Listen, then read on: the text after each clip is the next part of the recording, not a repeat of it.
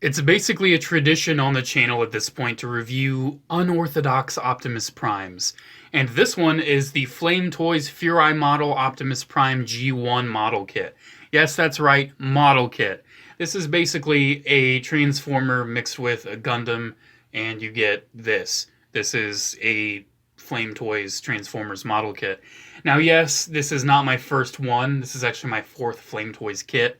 I've already built the Attack Mode Nemesis Prime, IDW Optimus, and Thundercracker. But, come on, man. It's G1 Optimus Prime. Had to get it. Had to get it. And I definitely did wait. I definitely did sleep on this one, but thankfully I didn't sleep too long. I was able to find it for a good price, and I was like, heck yeah, man, heck yeah. So I just wanted to review it because it's interesting. I want to, talk about it from the perspective of not only someone who collects Transformers, but also from the perspective of someone who regularly builds Gunpla. So yeah, as you can see, this is the Earthrise Leader Class Optimus, and that is the entry grade RX-78-2. You can find at Target right now for just $8. Highly recommend it. Such an awesome figure. That's a 1/144 scale Gundam model. So you can see this Flame Toys kit is definitely, it's leaning closer to a 1/100 size when it comes to Gundam, and it's definitely a Voyager class size when it comes to Transformers. So it's a good size, good proportion. I definitely want to talk about the build a bit because it was a little special. But before we talk about all of that, let's talk about the accessories because he comes with a ton of accessories. So, of course, you have his classic ion blaster and a trigger finger hand to hold it. And that looks really cool. Nice ion blaster. I did make the inside black. Yeah, he's got that. Then he's got a super nice expressive open hand. I always love those with an Optimus Prime where he's like, hey there. He's just doing his thing. So you have that hand. Let's pop this out. Because he also comes with the axe. Yes. I might display him with this because there's not many Optimus Primes that have this. Actually, the accessory set, ever since I got that, I'm like, yeah, Earthrise Prime's always got to have that because it's so cool. But yeah, you have the battle axe, the Energon axe, so that's super cool. And then you have a right expressive hand.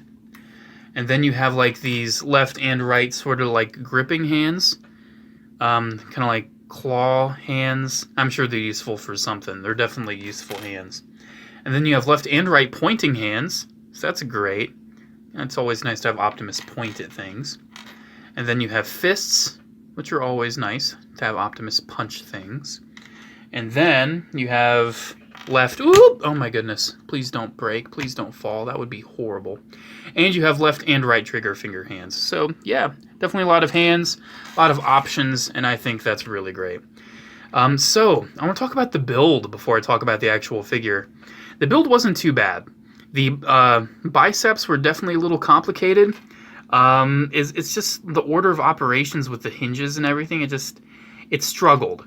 Definitely struggled to like pop in and slot in. I found myself putting in the poly cap first and then building the parts around it, which is not good. What else? His legs were fine. His chest was not fine.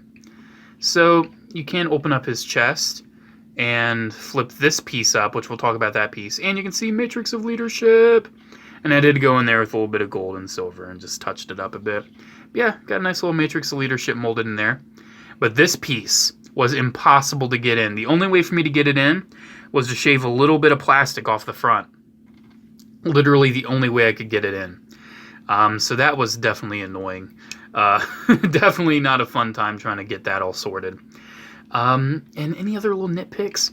I don't like his neck ball joint, how it's like the neck and then the head, because the neck's always misaligned in there, and it's impossible to keep straight, so I just gave up. Other than that, man, he's pretty solid.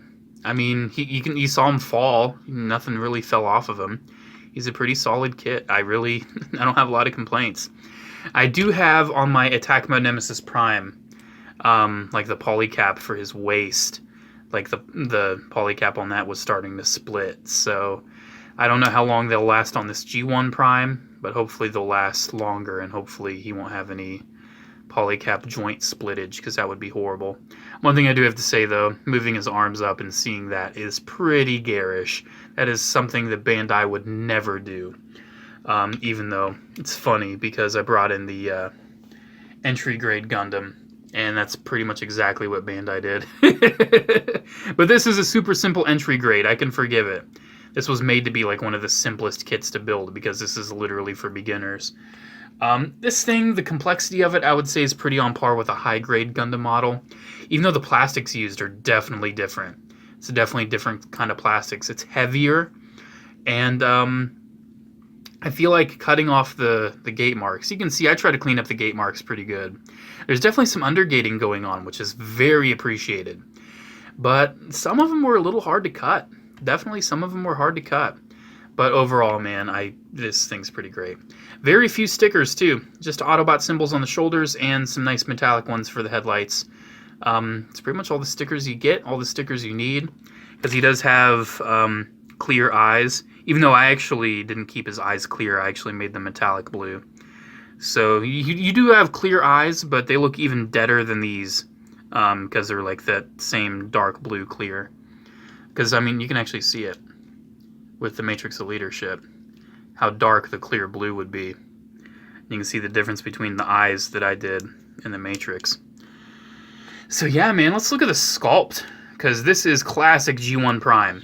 I decided not to paint anything silver because this looks a lot like the cartoon. I wanted to keep it looking cartoony, and the gray plastic and the color they used looks great. So I definitely love how the head looks. Keep in mind, that head crest fell out on me, and I lost it. I didn't even know when it fell out, and I was blessed to find it, and I had to super glue it in right away. Keep that in mind. When you get that part, when you get to that little head crest piece, glue it in. Just glue it in immediately. Don't even think about not doing it. So that's another tolerance issue to keep in mind. But yeah, man, he's just so nice and smooth. I really like his abs. That's actually molded yellow in the arms. It's actually a part you put in. Same with the stuff on the waist. That's really nice color separation. That really is. Then on the legs here, got some really nice vent work, a little bit of gas tank showing. Really nice and smooth, especially with all the undergating. You don't see a lot of gate marks, and that's really, really good. This is such a solid kit. It's not perfect. It's definitely my favorite Flame Toys model so far, though. Definitely my favorite out of the 4 I have. You've gotten a bit of his articulation, but let's go over that. So you already saw his head. He's got like 2 ball joints, and it works great. It's such a pain to keep his neck straight with his head. Like, it's literally impossible. I can't do it. You just have to live with it being wonky. His shoulders, though... Oh, his gun just fell out. That's fine. His shoulders, you got butterfly joints that move pretty far forward. You can rotate them. You can hinge them up that far. And the smokestacks, you can move out of the way. So if you hinge his shoulder up all the way, you can hinge the smokestack back so he's not bumping into himself. Because that could cause some problems. So that's definitely an appreciated joint for the smokestack there. Bicep swivel. Double jointed elbows go all the way, which is super nice. Then his wrists, you can see they attach to a port that's on a ball joint, and then the wrists themselves are on a ball joint. So you get some decent wrist articulation. Not a whole lot, because it is still stuck in a block, but that's alright. The waist is definitely interesting. So you can move it all the way back like this, and you push this piece up to sort of fill the gap as much as you can, and that's appreciated. And then you can hinge it down. He's got a lot of ab crunch. You can see how much of him is just like totally shifting forward. And this actually kind of goes inside the torso. The grill goes inside.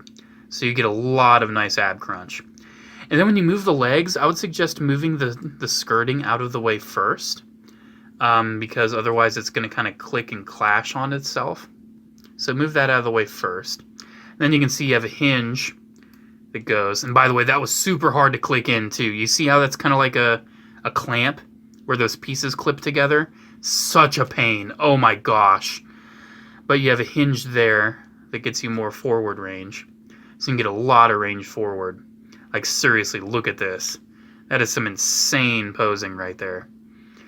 Here, let's get this leg forward because I have a pose idea in mind. And then that leg goes all the way forward, goes out all the way. Thigh swivel, double jointed knee that goes all the way. and then an ankle that's on a ball joint, and the toes too on a hinge. You can rock the toe. So yeah, pretty good motion, man. But let me get him in that pose I was thinking about. Here, let's get that. Now let's rotate his waist a little bit. I'm thinking of like Transformers the movie, like lunging, shooting pose. Look at that. That looks amazing, man. This Optimus is by far my favorite non-transforming G1 Optimus Prime toy. This thing is great. I do have the original Revoltech. I did not get the amazing Yamaguchi Revoltech, and honestly, having this, I don't really feel a need. Because this guy is like half the price of that.